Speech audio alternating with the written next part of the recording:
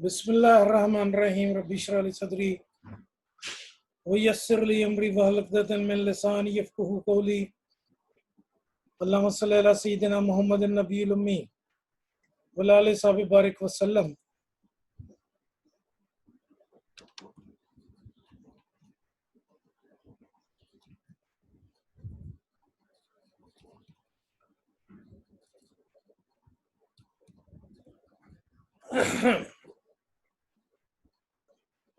जैसा कि हम तमाम लोग जानते हैं, मैं सब लोगों को ऑन बोर्ड खुशामदीद कहता हूँ। आज हमारा एडमिनिस्ट्रेटिव लॉ में टॉपिक है अकाउंटेबिलिटी के हवाले से non judicial review and non adjudicative control. इसका मतलब क्या होता है, इससे क्या हम सारा कुछ मुराद लेते हैं और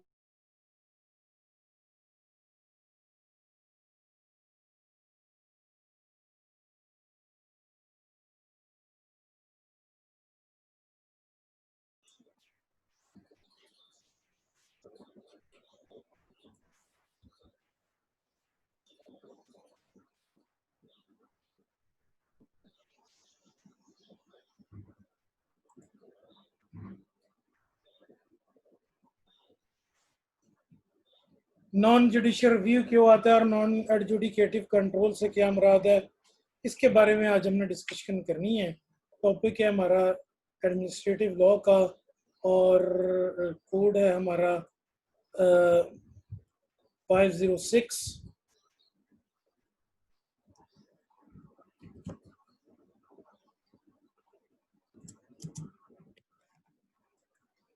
let's start boys and girls, let's start. आइए शुरू करते हैं।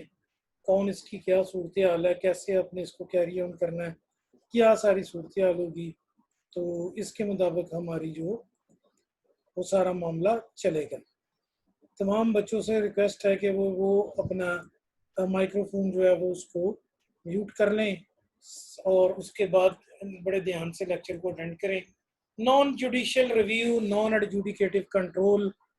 एडमिनिस्ट्रेटिव लॉ के हवाले से ये बात है कि when some wrong is committed with some person by some individual या बाय सम एजेंसी और बाय द गवर्नमेंट, या किसी भी सूरत में एडमिनिस्ट्रेटिव लॉ के तहत किसी के साथ कोई रॉन्ग हुआ है, तो उसको अब हम कैसे रेमेडीज प्रोवाइड करें, क्या उसकी सूरत हाल होगी, कैसे उसकी दाद फरियाद होगी, कैसे उसको सुना जाएगा, क्या उसकी सारी है, इस बारे में हमने डिस्कशन करनी है। बात करते हैं administrative law provide for control over the administration by an outside world.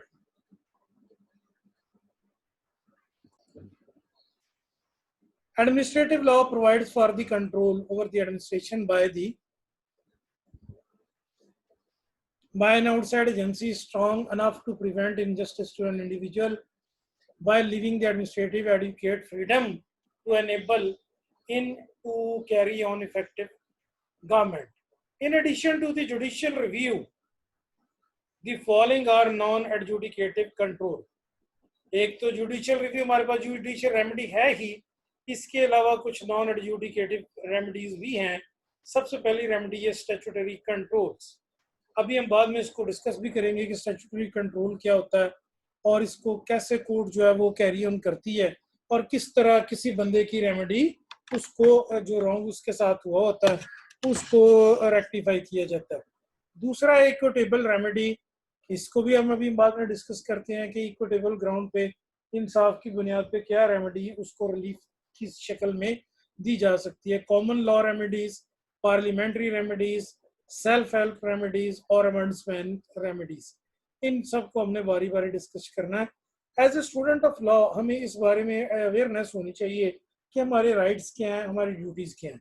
अगर हमारे राइट्स डैमेज होते हैं तो हमारे पास क्या क्या रेमेडीज़ हैं, किस किस के मामले को हम किस अंदाज में ये सारा कैरी ऑन कर सकते हैं, इसके बारे में सारी डिस्कशन आज हम यहाँ पर रिकॉर्ड करें।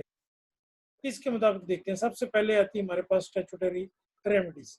स्टैट्यूटरी रेमेडीज क्या होती है इन पाकिस्तान में, क्या इसकी सूरत हाल है और वर्ल्ड में इसकी क्या सूरत हाल है, क्या हमारा कॉन्स्टिट्यूशन कोई हमें ऐसी रेमेडीज के लिए रिलीफ प्रोवाइड करता है, अगर रिलीफ प्रोवाइड करता है तो उसकी क्या सारी सूरत हाल है, किस तरह एक बंदे को पता होना चाहिए। एक स्टूडेंट जो जिसने लॉ नहीं पढ़ा हुआ है या जो स्टूडेंट लॉ का नहीं है, उसे नहीं ये पता चलता कि मेरे क्या राइट्स और ड्यूटीज हैं, तो उनको हम फिर कैसे बताएंगे कि भाई ये सारा मामला कैसे कैरी ऑन करना है। In addition to the prerogative remedies available to an individual under the Constitution of Pakistan, remedies are also provided by different statutes to aggrieved person, and they are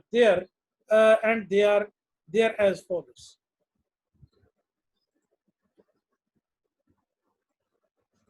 उनकी सूरत कैसी अभी हम उनको देखने लगे हैं।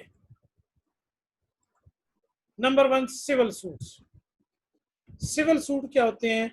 When a civil wrong is done by one person with another person, तो फिर हमारे पास सबसे पहली सूरत आती है कि हम सिविल सूट सिविल कोर्ट में फाइल करते हैं। अगर किसी के साथ कोई सिविल रॉन्ग हुआ है, मसलन एक शख्स जो है वो दूसरे के पैसे नहीं दे रहा, या एक शख्स ने दूसरे के साथ कोई कॉन्ट्रैक्ट किया था, उसकी वो परफॉर्मेंस नहीं कर रहा, या कोई इसने कुछ पेमेंट दी थी अब वो गुड्स की सप्लाई नहीं कर रहा, या कोई इंश्योरेंस का ट्रांजैक्शन परफॉर्म नहीं कर रहा, या किसी से कोई सेल परचेज हुई थी उसमें कोई फ्लॉ रह गया है, तो उन तमाम बातों को फिर हम सिविल सूट के या रेंट और प्रॉपर्टी या इस तरह के मामला जो सिविल मैटर हैं, उन सिविल मैटर के लिए हम एक जो एग्रीव्ड पर्सन है वो क्या करता है, वो जनाब सिविल रॉन्ग को रेक्टिफाई करने के लिए कोर्ट्स के अंदर सिविल सूट फाइल करता है for the performance of the contract. अगर कॉन्ट्रैक्ट है तो कॉन्ट्रैक्ट एक्ट 1872 के तहत वो उसकी रिलीफ मांगेगा, जनाब इस कॉन्ट्रैक्ट को परफॉर्म किया जाए। अगर वो उसके अलावा है तो फिर वो उसके अलावा देखा जाएगा क्या उसके साथ रॉन्ग हुआ है और क्या रेमेडी वो रिक्वायर कर रहा है। अब क्या रेमेडी वो रिक्वायर कर रहा है, क्या उसके साथ रॉन्ग हुआ है, ये सारा कुछ हमें देखना पड़ेगा इसमें on the nature of civil wrong के उसके साथ क्या सिविल रॉन्ग हुआ। तमाम बच्चे जिन्होंने क्लास ज्वाइन की है वो अपने माइक ऑफ करें। तमाम बच्चे जिन्होंने अपनी क्लास ज्वाइन की है वो अपने माइक ऑफ करें। अच्छा जी, सिविल सूट के बाद नेक्स्ट आता है अपील टू द कोर्ट, कि आपके खिलाफ अगर कोई सिविल सूट था और वो आपके अगेंस्ट हो गया है तो आप तो नेक्स्ट कोर्ट ऑफ अपील में जो है वो जा सकते हैं, और उसके बाद नेक्स्ट कोर्ट ऑफ लॉ में आप जो है वो सारा मामला देख सकते हैं कि किस तरह क्या इसकी सूरत हाल है और कैसे हम इसको कैरी ऑन कर सकते हैं। फिर है appeal to the tribunals. High court level पे ट्रिब्यूनल्स होते हैं, या टैक्सेस वाले केसेस में, या इसके लिए अलग से ट्रिब्यूनल है, या सर्विस मैटर्स के लिए सर्विस ट्रिब्यूनल है। और ये जो टैक्सेशन के मामला होता है अगर वो हाई कोर्ट लेवल पे जाने जिनमें पॉइंट ऑफ टैक्स और पॉइंट ऑफ लॉ हो, तो पॉइंट ऑफ टैक्स हो तो वो एपेलेट ट्रिब्यूनल में जाता है, पॉइंट ऑफ लॉ हो तो वो हाई कोर्ट में जाता है। तो ट्रिब्यूनल लेवल में सिंगल बेंच भी इसको सुन सकता है, उसके बाद जनाब डिवीजनल बेंच भी सुन सकता है, फुल बेंच भी सुन सकता है। High court power of superintendence. बाज़ औक़ात हाई कोर्ट किसी मुकदमे को सुपरवाइज करने के लिए अपनी पावर्स भी इस्तेमाल कर सकती है कि इसके मुताबिक आप इस सारे मामले को देखें। आगे special leave to appeal to the high court, और हमारे पास एक रेमेडी ये भी होती है स्टैट्यूटरी रेमेडीज में, कानूनी रेमेडीज में, कि हम इसको रिमूव करो जी इनू खाऊ नू रिमूव करे थो।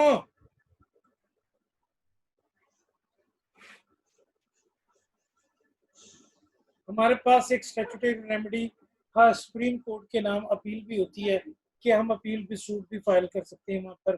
तो ये डायरेक्ट भी आगे सुप्रीम कोर्ट सो मोटो नोटिस भी ले सकता है। तो बहरहाल जितने भी सिविल मैटर्स हैं उन सब लोगों को यहाँ पर हमने डील करना है। ये हमें पता होनी चाहिए कि अगर हमारा कोई रॉन्ग हुआ है तो हमने उसको कैसे रेमेडी को वेल करना है। अगर मेरे दोस्तों आप लोगों को ये पता ही नहीं होगा स्टूडेंट ऑफ लॉ होने के नाते कि भाई आपकी राइट की रेमेडी क्या है, तो फिर आप जैसे एक मैसेज है इलिटरेट उसी की तरह बैठे रहेंगे। तो ये टॉपिक बड़ा इंपॉर्टेंट है, इसको समझने के लिए बहुत इंपॉर्टेंट है ये टॉपिक। नंबर नेक्स्ट हमारे पास आते हैं सिविल सूट। अब पहले सिविल सूट को चेक करते हैं। There is a tradition. This is a traditional remedy available to every aggrieved person against the administrative authority. के Section 9 of the Code of CPC 908 and 1908 provides that civil court shall have jurisdiction to try all suit of a civil nature, accepting suits in which their cognizance is either expressly or impliedly barred. तो जितने भी civil courts हैं उनको ये इख्तियार दिया गया है कि वो किसी भी एडमिनिस्ट्रेटिव अथॉरिटी के खिलाफ वो सूट सिविल सूट जो है सुन सकते हैं, सिवाय इसके कि जो उनकी ज्यूरिसडिक्शन या दायरा इख्तियार से बाहर हो जिसमें वो कॉग्नाइजेबल ऑफेंस नहीं आता, तो फिर वो उसको नहीं सुन सकते या उन्हें मना किया गया या बाहर किया गया या उनके इख्तियार को बैन किया गया। जैसे FDU से अगर हमें कोई कंप्लेंट है तो FDU फैसलाबाद में लोकल अथॉरिटी है, ये फैसलाबाद डेवलपमेंट अथॉरिटी या हॉर्टिकल्चर है या और कोई मामला है, तो इनसे में अगर कोई प्रॉब्लम है तो हम इन तमाम मामला को इसके मुताबिक देख सकते हैं और इन तमाम मामला को इसके मुताबिक समझ सकते हैं और यहाँ इसके खिलाफ सूट फाइल किया जा सकता है और वो सिविल कोर्ट से हम वो रेमेडी अवेल कर सकते हैं। नंबर 2, इसके बाद हमारे पास आता है जी appeal to the courts. Appeal का मतलब होता है कि this there is some case in the court और वो इधर पार्टी के खिलाफ कोई हो गया है तो आप अपील उसके अगेंस्ट जा सकते हैं। अपील डायरेक्ट नहीं होती, ये अपील हमेशा अपीलेट कोर्ट में होगी और अपीलेबल मामला में ही होगी। जो अपीलेबल मैटर्स नहीं है उनमें अपील नहीं दायर की जा सकती, जो अपीलेबल मैटर्स हैं उनमें अपील दायर की जा सकती है। तमाम बच्चे बच्चे इस बात को ध्यान से फॉलो करें कि अगर आपका कोई मैटर इस नौयत का है कि जिसमें सिविल रॉन्ग किसी ने आपके साथ कमिट किया था और सिविल रॉन्ग के कमिट करते ही तो वो जनाब कुछ प्रॉब्लम्स हुए हैं, तो उन प्रॉब्लम्स को आप फिर अब कैसे लुक आफ्टर करेंगे, उन प्रॉब्लम को कैसे आप सुपरवाइज करेंगे, उन प्रॉब्लम को सुपरवाइज करने के लिए आप सिविल सूट फाइल करेंगे। अगर सिविल सूट से भी वो मैटर हल नहीं हो रहा तो आपके अगेंस्ट हो गया तो फिर आप अपील कोर्ट में जाके अपील की रेमेडी अवेल करेंगे। In a number of statutes, provisions are given for filing appeal or revision to the ordinary courts of law against the decision taken by the administrative authority.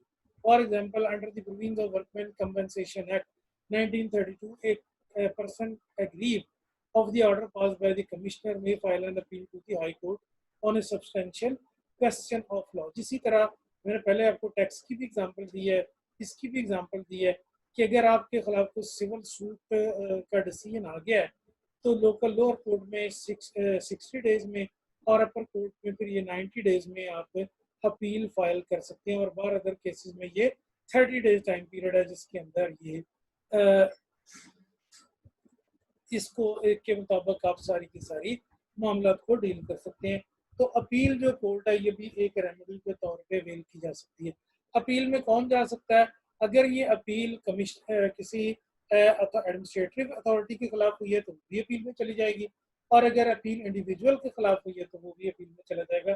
दोनों parties को they are at large free हैं, दोनों जो भी वो करना चाहें they can avail this remedy. Number next है इक्विटेबल रेमेडीज। इक्विटी का मतलब है on equitable justified grounds. On equitable कुछ हमारे जो रॉन्ग्स ऐसे होते हैं कि उसमें हमें देखना पड़ता है कि भाई अभी सपोज एक पर्सन ने मुझे गुड सोल्ड करने हैं ऑन ट्यूसडे, आज है मंडे, एक पर्सन मुझे फर्ज किया suppose it is Monday today and one person is going to sell me the goods on on Tuesday, तो ये साहब जो मोहतरमा ये कर रहे हैं दिस इज रॉन्ग।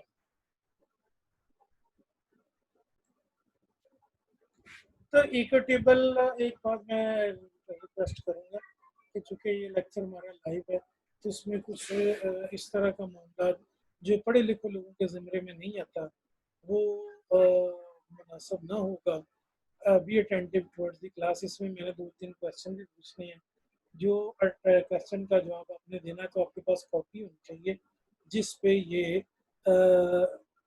आप सारे का सारा मामला डिस्कस कर सके। जैनी राजपूत साहब अपना हाथ नीचे कीजिए और उसको वेट करें। मैं at the end of the lecture you will be given time to make question और उस पर हम बात करेंगे। तो अभी मैं बीच में 1-2 क्विज भी पूछूंगा और अटेंडेंस शायद जो बच्चा क्विज का जवाब ना दे सका तो फिर वो शायद अटेंडेंस ना लगे उसकी, तो थोड़ा सा मुतवज्जो रही। तो मेरे बच्चों ये इस वक्त बहुत इंपॉर्टेंट टॉपिक है, हमें ये पता होना चाहिए कि हमारे क्या राइट्स और क्या रेमेडीज हैं। Equitable remedies, ordinary equitable remedies can be obtained against the administration. And equitable remedies mean remedy usually a non-monetary such as an injunction या specific performance. अगर एक अदारा जो है वो आपका क्या है जी कि आपने कनेक्शन लिया हुआ वासा से और वासा का आप बिल पे नहीं करते, तो उसके बाद वो आपका कनेक्शन रिमूव करने के लिए आ जाते हैं, या आपकी बिल्डिंग को डिमोलिश करने के लिए आ जाते हैं, या आपकी बिल्डिंग में एंटर होने के लिए आ जाते हैं, तो आप क्या करें, आप फौरी तौर पे उनको जो है ना जी उनके खिलाफ कोर्ट से इंजंक्शन यानी स्टे ऑर्डर आप ले सकते हैं, या कोर्ट उन्हें इस पे कि कोर्ट इस बारे में भी रूलिंग दे सकती है कि जो परफॉर्मेंस है उसकी अमल दरामद उसके ऊपर किया जाए। ये बहुत अहम मरहला है, बहुत अहम मरहला है कि अगर आपने किसी से कॉन्ट्रैक्ट किया है और वो पूरा नहीं उतर रहा, या कोई अथॉरिटी या कोई एडमिनिस्ट्रेशन आपके खिलाफ एक्शन लेना चाहती है, तो you can seek injunction from the court. जैसा कि अभी हमने देखा है कि नैब वाले जो थे दे वांट टू अरेस्ट मियां शहबाज शरीफ अपोजिशन लीडर, लेकिन उन्होंने they requested to the high court और उनकी पटिशन वहाँ लगी, और उसके बाद till 17th of June he has been granted relief के इनको इस केस के अंदर अरेस्ट आप ना करें। तो इंजंक्शन जो है वो कोर्ट की तरफ से एक ऑर्डर होंगे कि भाई जो आप काम करना चाहते हैं उसको रोकें और उसके ऊपर अमल दरामद ना करें till the matter is reviewed by the court. फिर कोर्ट उसके ऊपर या तो वो डेट के बाद स्टे ऑर्डर एक्सटेंड हो जाएगा, अगर स्टे ऑर्डर एक्सटेंड नहीं होता तो वो जो इदारा है वो उसको के ऊपर कार्रवाई कर सकता है। नंबर नेक्स्ट इक्विटेबल रेमेडीज के बाद है डेक्लेरेशन। डेक्लेरेशन क्या होता है? ये क्लास चूंकि बड़े पढ़े लिखे बच्चों की है और सारे बच्चे बड़े पढ़े लिखे हैं, तो इनके बारे में मेरी एक ओपिनियन है कि they are very intelligent people. तो एक क्वेश्चन अभी मैंने इससे दौरानी सेशन में पूछना है, मैं पर्सन का बाई नेम पूछूंगा और वो उसको आंसर रिप्लाई करेगा। तो बात हम कर रहे हैं डेक्लेरेशन की। In a declaration action declaratory action the rights of the parties are declare without any further relief. The essence of the declaratory judgment is that it states that the right or legal position of the parties as they stand. उसके बाद जनाब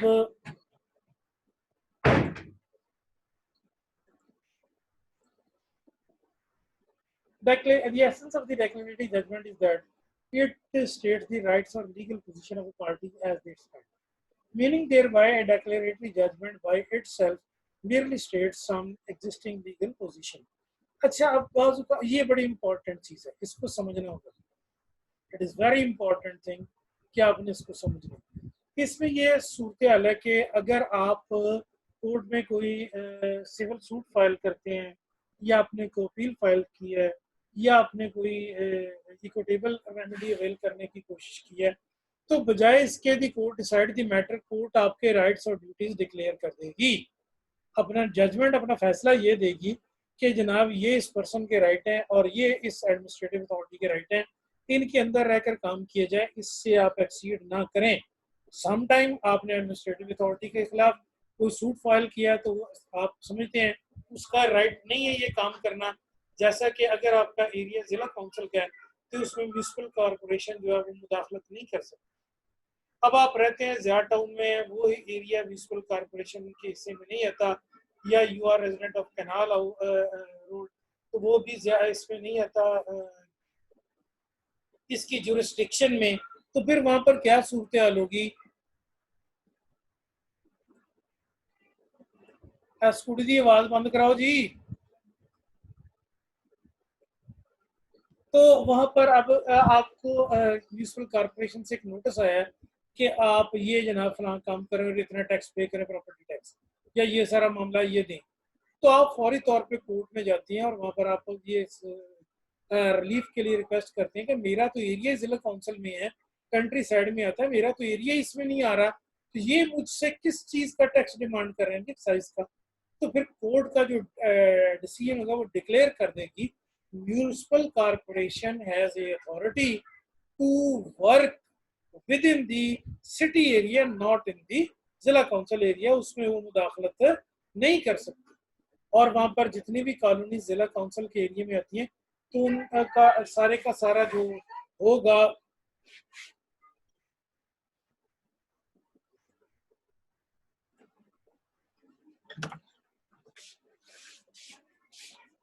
ये उठते हुए उठ करके तुम चलो कर क्या उठ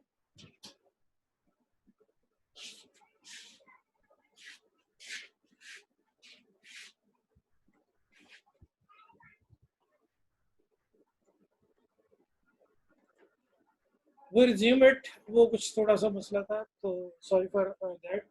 अब इसमें बात हम बच्चों ये कह रहे थे कि डिक्लेरेशन के आने के बाद बड़ी वाज़ह सी बात हो जाती है कि कोई बंदा दूसरे पार्टी के राइट्स को और लीगल पोजीशन को डैमेज नहीं कर सकता। तो ये बात बड़ी इंपॉर्टेंट है, आप सब लोगों को ये पता होना चाहिए। नेक्स्ट आता है इंजंक्शन। इंजंक्शन का मतलब होता है स्टे ऑर्डर। स्टे ऑर्डर का मतलब है कि जिस जगह ये काम है उसी जगह ये मैटर रोक दिया जाए, और उसके बाद जनाब इसमें किसी किस्म की भी मामले को किसी तरह का भी जो मामला है उसको मुदाखलत न की जाए, उसमें कोई भी सारे का सारा जो मामला है उसको आप ना करें। और इसमें अगर कोई बंदा इस तरह मुदाखलत करता है और करना चाहता है तो आप कोर्ट से इंजंक्शन यानी स्टे ऑर्डर ले आते हैं। स्टे ऑर्डर कोर्ट आमतौर पे लॉ के बारे में हमारी एक परसेप्शन है, वो क्या है कि मैं क्वेश्चन करूंगा यहाँ पर एक किसी भी स्टूडेंट से, वो रिप्लाई करें कि मुझे ये बताएं आप कि स्टे ऑर्डर फ्यूचर लॉसेस के लिए होता है, फ्यूचर लॉसेस प्रोटेक्ट करने के लिए होता है, या पास्ट लॉसेस या करंट लॉसेस को प्रोटेक्ट करने के लिए? Who is to answer? Let open your mic. Future losses को प्रोटेक्ट करने के लिए। फ्यूचर लॉसेस को प्रोटेक्ट करने के लिए, बिल्कुल ठीक है। अब जो लॉसेस फ्यूचर में होने जा रहे हैं, लॉ इतना बहरा नहीं है, इतना बेबस नहीं है कि ये लॉ के जनाब ये आपकी हेल्प ही ना कर सके। एक लॉ जो आपका कल होना है उसको प्रोटेक्ट करने के लिए, वो लॉ जो है वो सारे का सारा आपको प्रोटेक्ट करता है, आपको बताता है। बच्चे का आंसर बिल्कुल ठीक है। Let's continue. Injection is an order, वो क्या जनाब इंजंक्शन है? An injunction is an order of the court addressed to a party to proceeding before it requiring him to refrain him from doing or to do a particular act. Injunction is the of following two types. किसी भी party को रोकने के लिए कि वो इस काम से रुक जाए, रेफ्रेन अपने आप को रोक ले, रिटेन करे, अपनी पोजीशन को वही मेंटेन करे till the court decide the matter, तो इस काम के लिए जो कोर्ट की रूलिंग होगी वो इंजंक्शन कहलाती है, स्टे ऑर्डर। तो स्टे ऑर्डर जो है वो अब उसकी दो तरह की कैटेगरीज है, prohibitory stay order, mandatory stay order. Generally injunction is a negative remedy and in administrative law it is granted where administrative law authority does any ultra vires. पहले भी मैंने आपको बताया था, जो काम एडमिनिस्ट्रेटिव अथॉरिटी कानून के मुताबिक करती हैं वो इंट्रा वायरीज कहलाता है, और जो वो काम कानून से हटके करती हैं वो अल्ट्रा वायरीज कहलाता है। तफ्तीश के दौरान किसी बंदे को अरेस्ट नहीं कर सकते, तफ्तीश के लिए किसी बंदे को कस्टडी में लेना ज़रूरी है, अरेस्ट करना ज़रूरी है, गिरफ्तार करना ज़रूरी है, और उसके लिए ताकि उससे कानून का अमल दरामद किया जाए। अरेस्ट करने के बाद आपको 24 आवर्स में उसे किसी सिविल उसे किसी जुडिशल मजिस्ट्रेट के पास पेश करके रिमांड पे लेना होगा। अगर पुलिस जो है वो किसी पर्सन को गिरफ्तार करना चाहती है या कोई मामला कैरी ऑन करना चाहती है या इस तरह का कोई मैटर कैरी ऑन करना चाहती है, तो वो इस काम के लिए अपने इख्तियार से अगर तजावज़ करती है, उसको वो नहीं पेश करती 24 आवर्स में, तो फिर ये वो अपने इख्तियार से जो तजावज़ करेगी उसे अल्ट्रा वायरीज कहेंगे। अगर वो 24 आवर में उसे पेश कर देती है तो इंट्रा वायरीज, और अगर वो पेश नहीं करती तो अल्ट्रा वायरीज। इंजंक्शन दो तरह का है, प्रोहिबिटरी और मैंडेटरी। आमतौर पे ये रेमेडी, अपने अपने माइक बंद करने तमाम बच्चे जो इस वक्त, there are few participants, tell them कि जो पार्टिसिपेंट हमारे नहीं हैं उनके लिए फिर उनके अटेंडेंस का प्रॉब्लम बनेगा। तो I will ask mister CR अगर ही इज अवेलेबल हेयर के आप उनको यहाँ पर मामले में देख सकते हैं, तो आप बाकी लोगों को भी मैसेज कर दें टू जॉइन द क्लास। आगे बात को बढ़ाते हैं। नंबर नेक्स्ट मेरे पास आता है इंजंक्शन के बाद जुडिशियल रिव्यू। जुडिशियल रिव्यू क्या चीज़ है? बहुत इंपॉर्टेंट है। Judicial review is a process under which executive और legislative actions are subject to review by the judicial. अभी रिसेंटली कुछ ही महीने पहले हमारे पास army act appointment of army chief वाला मैटर जो है वो आया था। उसमें कोर्ट ने इसको जुडिशियल रिव्यू में लिया, लेने से पहले ये किया कि किसी साहब ने एक सूट फाइल किया, एक पिटीशन फाइल की हाई कोर्ट सुप्रीम कोर्ट में कि जनाब आर्मी चीफ को एक्सटेंशन नहीं दी जा सकती, इसको रोका जाए। बाद में उसने ये पिटीशन जो थी वो वापस ले ली और गवर्नमेंट ने इस पे सुप्रीम कोर्ट ने 100 मोटो एक्शन ले लिया। जैसे ही पिटीशन फाइल हुई तो पिटीशन के वापस होते ही इस पे जो हमारे उस वक्त के थे अटॉर्नी जनरल, उन्होंने कहा नहीं जी मैं इस पर कुछ बात करना चाहता हूँ। तो जब एक बंदे ने पिटीशन वापस ले ली है, तुम्हें बात करने की ज़रूरत क्या है? वो दलाल के चक्कर में पड़ गए। तो फिर उसका पूरा रिव्यू हुआ और उस पर पूरा डिसीजन आया और उस पर गवर्नमेंट से उन्होंने पूछा किस कानून के तहत आप इसको दे रहे हैं एक्सटेंशन। तो एक्सटेंशन के लिए गवर्नमेंट के पास कोई एक्ट मौजूद नहीं था। बाद में वो काफ़ी मामला कटाई में गया और सुप्रीम कोर्ट ने इन कुछ 6 मंथ की मोहलत दी कि उसमें ये मैटर रिजॉल्व किया जाए। Judicial review is a process under which executive और legislative actions are subject to be reviewed by the judicial.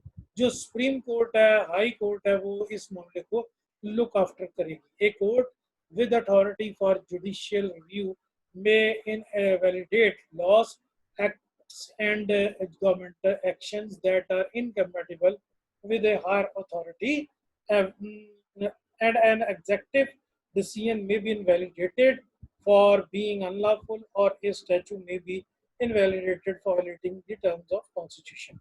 जब कोर्ट ये समझती है कि भाई कोई ये वायलेशन है कॉन्स्टिट्यूशन के बेसिक ह्यूमन राइट्स की, या ये मुतसादम है आपकी जो लॉ है। इससे पहले आपने देखा है कि वो जो धरने वाला केस था उसमें भी, और इससे पहले और 2-3 मैटर आए थे, उनमें गवर्नमेंट ने वो जो amendment of the blasphemy case, उसमें भी इस्लामाबाद हाई कोर्ट ने रूलिंग दी कि गवर्नमेंट ये चेंज नहीं कर सकती। जो चीज़ भी कॉन्स्टिट्यूशन के साथ कन्फ्रंटेशन में आएगी उसके ऊपर किसी भी सूरत में अमल दरामद करने की इजाज़त नहीं दी जाएगी। जुडिशियल रिव्यू होगा, ये पार्लियामेंट के डिसीजन का भी हो सकता है और ये एग्जेक्टिव यानी एडमिनिस्ट्रेटिव अथॉरिटीज के मामले का भी हो सकता है। तो आपने देखा कि सिविल सूट से लेकर इंजंक्शन तक, और उसके बाद जनाब इंजंक्शन से लेकर आगे जुडिशियल रिव्यू तक आपके पास काफ़ी रेमेडीज हैं जिसमें कोर्ट्स आपकी हेल्प करती है। नंबर नेक्स्ट आता है जुडिशियल रिव्यू के चेक्स क्यों किया जाता है? ये चेक एंड बैलेंस करने के लिए किया जाता है। Judicial review is one of the checks and balances in the separation of powers. The powers of the judiciary to supervise the legislative and executive. Law की explanation किसने करनी? Who is going to make the explanation of law? तो इन separation of power पिछले lecture में मैंने आपको बताया था कि it is the judiciary जिसने ये इसको एक्सप्लेन करना है कि जनाब following is the explanation of different statutes, following the description of different articles of constitution। तो जुडिशरी को ये पावर्स इसलिए दी गई है ताकि कोई भी अथॉरिटी जो है वो अपने इख्तियार से तजावुज़ न कर सके और वन मैन शो न बन जाए। This doctrine varies between jurisdiction so that the procedure and judicial scope of judicial review may differ between and within the country। हर मुल्क का अपना है, कुछ मुल्क जो है वो इसको ज़्यादा पावर्स देते हैं, कुछ मुल्क जो है इसको ज़्यादा पावर नहीं देते।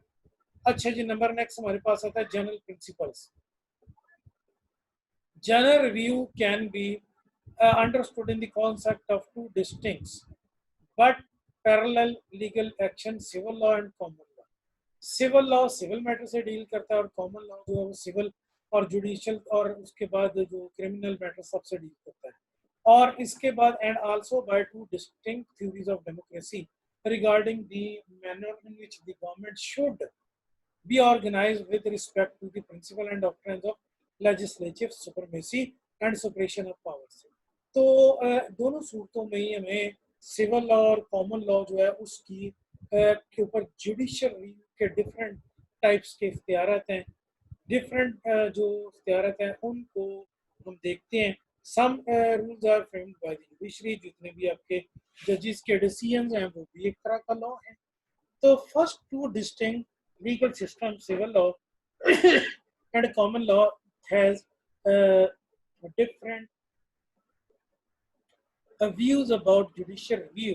Common law judges are seen as a source of law compatible of creating new legal principles and also capable of rejecting legal principles that are no longer valid. तो कोर्ट के पास ये इख्तियार है कि वो जनाब सिविल लॉ में और कॉमन लॉ में अपनी मर्जी के मुताबिक इसको अमेंड भी कर सकते हैं, इसके बाद भी कर सकते हैं। नेक्स्ट आता है administrative acts. Most modern legal system allow the court to review administrative acts, individual decisions of a public body, such as decision to grant a subsidy or to withdraw a particular resident permit. Recently, एक खातून थी that was from India, उसने Pakistani doctor से शादी कर ली, तो उसके बाद वो सारा मामला यहाँ पर कोर्ट में आया। पाकिस्तान की गवर्नमेंट ने उसको जो था वो यहाँ पर शहरियत देने से, सिटीजनशिप देने से इनकार किया। तो कॉन्स्टिट्यूशन ऑफ पाकिस्तान के तहत उन्होंने पिटीशन दायर की, चूंकि हस्बैंड की नेटिवनेस जो पाकिस्तान लाहौर है तो इसको भी यहाँ स्टे की इजाज़त दे दी जाए। तो कोर्ट ने फिर उसका रेजिडेंट परमिट जो गवर्नमेंट ने विड्रॉ कर लिया था उसको बहाल कर दिया। तो ये एडमिनिस्ट्रेटिव एक्ट जो है उनको कोर्ट रिव्यू करने का इख्तियार रखती है। रिसेंटली कोर्ट ने एक्शन लिया हुआ है कि जनाब गवर्नमेंट जो है वो कल की रूलिंग है सुप्रीम कोर्ट की कि गवर्नमेंट जो है वो प्राइसेस लोअर करे शुगर की।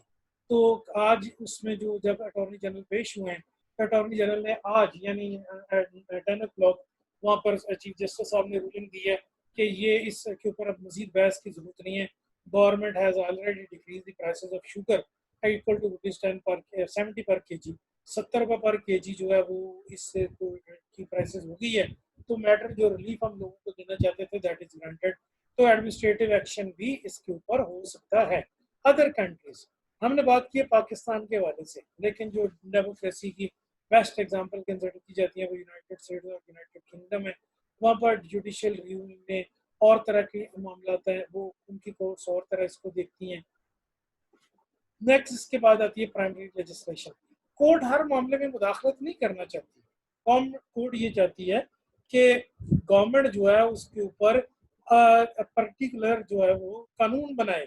कानून में मैंने आपको पहले भी बताया था कि there are two types of laws, act and ordinance. Act जो होते हैं वो लाइफ टाइम होते हैं, ऑर्डिनेंस होते हैं वो फेडरल में 120 डेज का और सूबे में वो 90 डेज का होता है।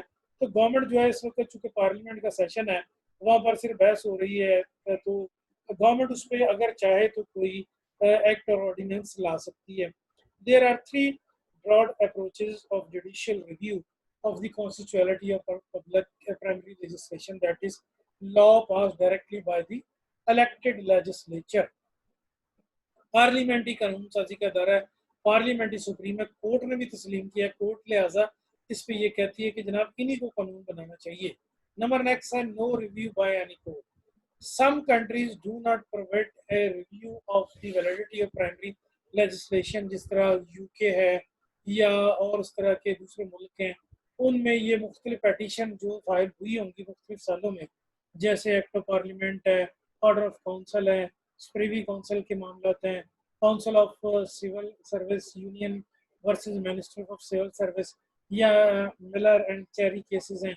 इन तमाम केसेस में इस तरह कुछ हॉलैंड के कॉन्स्टिट्यूशन है, वहाँ पर कोर्ट को रोका गया है कि वो कॉन्स्टिट्यूशन के मामला जो है उनके अंदर मुदाखलत ना करें और पार्लियामेंट को अपना काम करने दें।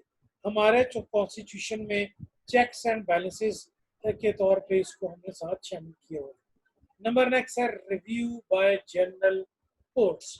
Review by general courts in United State federal and state courts all at all level both appellate and trial. जब आप पिटीशन फाइल करते हैं तो आपका पोस्ट ट्रायल केस में जाता है, और जब आपका अपील दायर करते हैं तो वो आपका एपलेट कोर्ट में जाता है।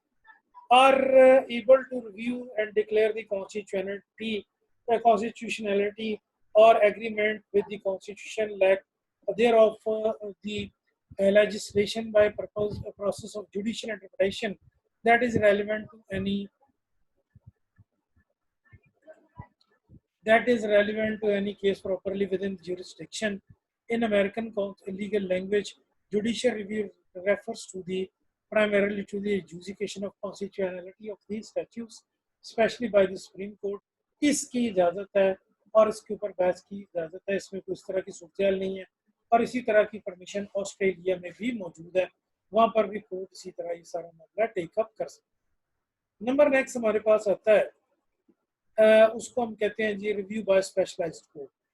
कुछ मामला ऐसे होते हैं कि जहाँ पर वो रेटिंग है, जैसे टेररिस्ट कोर्ट है, या जैसे अभी आप देखते हैं कि शरिया कोर्ट है, या जैसे आप देखते हैं बैंकिंग कोर्ट है, तो ये स्पेशलाइज्ड इस किस्म की कोर्ट्स हैं। तो इन तमाम मामलात में आप जब ये देखते हैं तो इसके मुताबिक फिर हमें काम करना पड़ता है।